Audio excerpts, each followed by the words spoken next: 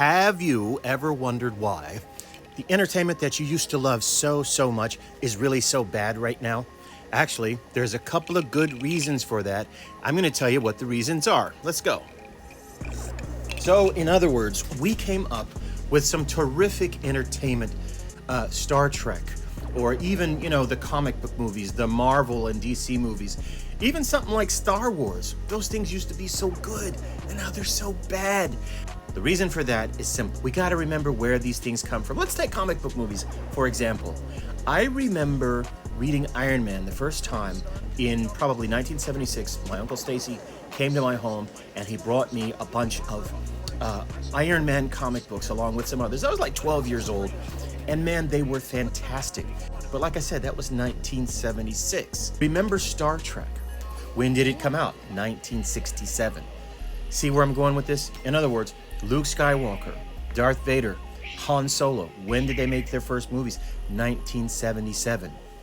The reason these iterations are so bad now is because there's a lot of young people trying to write scripts for stories that they don't really know anything about. The average age of a young scriptwriter in Hollywood probably is between 25 and 35 years old. Star Wars came out 40 years ago. Star Trek debuted on NBC 60 years ago. They really just don't understand the source material. They're too young. The same thing is true across the board. Star Wars, Star Trek, comic book films. Here's your final reason.